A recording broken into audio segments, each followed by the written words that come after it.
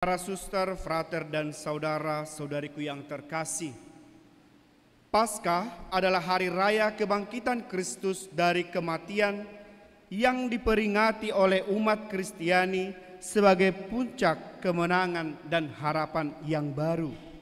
Paskah juga merupakan perayaan sebagai puncak kemenangan Yesus atas dosa dan kematian. Maka Paskah menandai awal hidup baru bagi manusia. Paskah memiliki akar sejarah dan sangat erat kaitannya dengan Paskah Yahudi yang memperingati pembebasan bangsa Israel dari perbudakan Mesir. Mungkin dari bacaan tadi bisa sangat jelas dikatakan dalam bacaan pertama tadi tentang penciptaan. Allah menciptakan manusia karena Ia ingin hadir dan Ia memberikan cinta yang luar biasa dalam diri manusia itu. Dan yang kedua tadi, bagaimana Musa ada kaitannya dengan kebebasan orang Israel dari perbudakan di Mesir. Keselamatan umat Israel di Mesir sebagai tanda Paskah sejati mereka lepas dari perbudakan dan sampai dan mencari tanah terjanji, dan mereka didampingi oleh Allah Yahweh melalui kehadiran Musa. Dalam masa Paskah ini juga, khususnya malam Paskah ini, kita diajak bagaimana kita memulai malam Paskah ini memberikan suatu tanda bagi kita. Pada awal malam Paskah ini kita dimulai dengan ibadat cahaya. Ibadat cahaya mengundang kita bahwa kita hadir dalam kebangkitan yang baru, kehidupan yang baru. Maka cahaya lampu akan menyala ketika sudah sebelum daripada epistola. Perjanjian lama menjadi sebuah kisah, akan ada keselamatan, akan ada penderitaan. Melalui keselamatan itu tidak akan ada keselamatan sejati kalau belum dia mengalami penderitaan. Dia akan disalibkan, orang yang dimuliakan itu akan disalibkan, dan dia akan mengalami penderitaan. Bapak, Ibu, dan saudara-saudariku yang terkasih, malam Paskah ini menandai berakhirnya masa prapaskah dalam hidup kita. Malam Paskah ini adalah permulaan bagi kehidupan yang terang.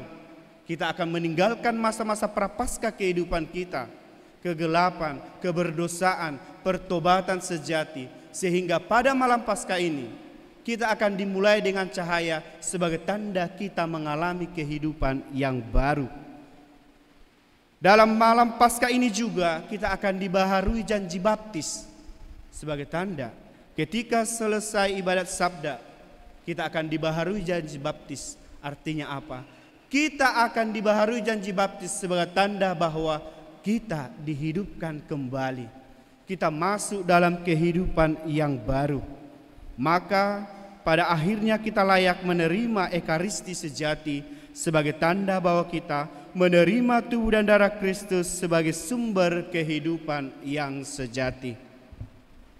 Para suster, frater, dan saudara-saudariku yang terkasih, masa-masa prapaskah telah kita lewati.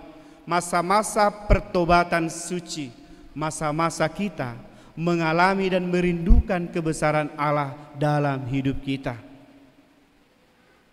Maka puncak dan masa prapaskah dalam hidup kita ialah Jumat Agung sebagai tanda.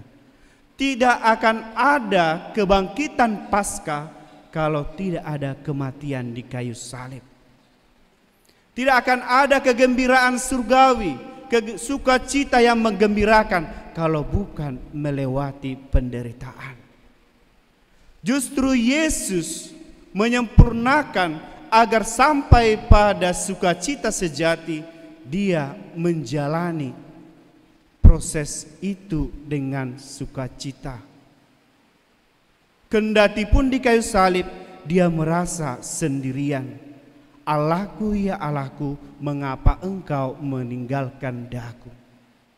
Di kayu salib juga Yesus menunjukkan kerapuhan duniawinya.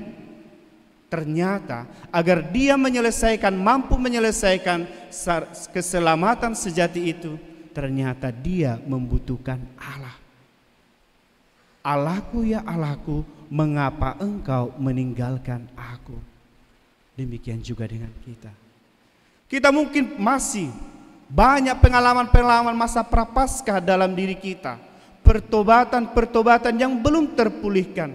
Yakinlah, ketika engkau memanggil Allah agar sungguh-sungguh kerapuhanmu terobati, maka kamu akan mengalami Paskah sejati. Maka pada malam ini kita dimulai dengan upacara cahaya agar kita disadarkan bahwa kita masih tinggal dalam kegelapan, kerapuhan diri kita, masa-masa pergumulan kita, masa-masa penderitaan kita, pengolahan hidup yang belum terselesaikan, masalah pribadi kita. Tetapi yakinlah, ketika cahaya Kristus sudah bersinar dan memulai cahaya, kita akan dibaharui. Ketika kita mampu melihat cahaya Kristus dalam lilin Paskah itu, kita diperdengarkan bahwa sejarah keselamatan itu pun tidak mulus-mulus saja. Allah menciptakan manusia baik adanya, tapi karena keegoisan manusia, kadang manusia meninggalkan kebaikan dalam dirinya. Dia lebih bergejolak dengan apa yang ada dan menyenangkan dirinya sendiri. Maka pada akhirnya Allah tidak diam. Dia mengutus Musa agar orang-orang yang meninggalkan Allah merindukan kebesaran Allah kembali. Maka mereka diselamatkan dari perbudakan Mesir. Namun di tanah itu, di gurun pasir itu, mereka sempat terhenti dengan situasi yang ada. Lebih baiklah aku tetap tinggal di Mesir kalau aku ada di sini tapi tetap kelaparan. Sedangkan aku di Mesir meskipun aku disiksa, aku tetap kenyang, masih berceloteh, menuntut. Tapi yakinlah, Allah tidak tinggal diam. Dia menurunkan roti manna sebagai tanda bahwa engkau layak hidup dan melanjutkan perjalananmu sampai tanah terjanji. Paskah sejati ialah bagaimana kita merenungkan ketika Yesus mengadakan perjamuan bersama dengan murid-muridnya. Inilah tubuhku yang kuserahkan bagimu. Ketika engkau menikmati tubuh Kristus itu, engkau akan mengalami sukacita. Dalam bacaan Injil sangat jelas. Mereka sudah tahu tentang kebangkitan yang pernah dan sering diceritakan oleh Yesus selama dia berkarya. Tapi ketika mereka melihat kubur telah terbuka, mereka masih cemas, ketakutan, merasa bahwa sudah dicuri. Mereka terlupa akan sabda Allah yang sudah bersama-sama dengan mereka. Karena apa? Ternyata mereka masih tinggal tetap pada dirinya sendiri. Mereka belum mengenal karya-karya Allah dari pewartaan Yesus sendiri. Maka mereka ketika melihat kubur telah terbuka, mereka cemas, ketakutan dan gelisah. Kadang juga sering kita seperti itu. Kadang ketika kita belum tahu tentu benar kebenaran itu, sebenarnya kamu sanggup.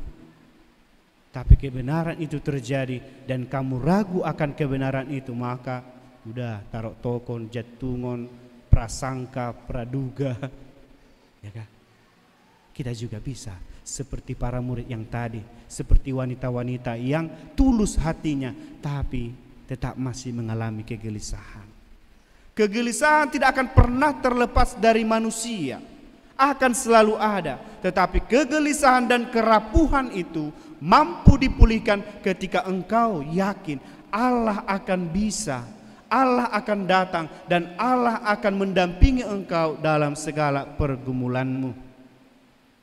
Paskah sejati ialah ketika kita mampu masuk kepada terang sejati, memulihkan hati kita yang rapuh, masuk dalam terang cahaya dalam hidup kita, meninggalkan kegelapan hati kita, dan yakin bahwa semua terang itu akan selalu ada ketika Allah yang kita imani, kita buka hati kita dan dia masuk dalam diri kita. Tidak mengunci diri kita,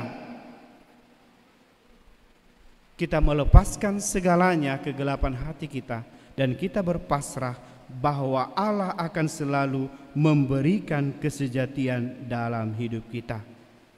Pasca sejati ialah ketika manusia mampu terlepas dari kegelapan hatinya, kegelisahan kepribadian dirinya sendiri. Ketika dia mampu melewati kegelisahannya dan percaya totalitas hidupnya hanya pada Allah, maka itulah Paskah yang sejati. Dia dibarui, dia mampu meninggalkan segala kegelisahan dan ketakutannya, dan dia mampu melewatinya. Maka ketika mampu melewati, dia akan mengalami terang sejati, yaitu ketenangan, kebaikan, ketidakcemasan, kebahagiaan, sukacita. Bagaimana mungkin sukacita ada dalam dirimu sedangkan kamu masih mempertimbangkan kebaikan orang lain?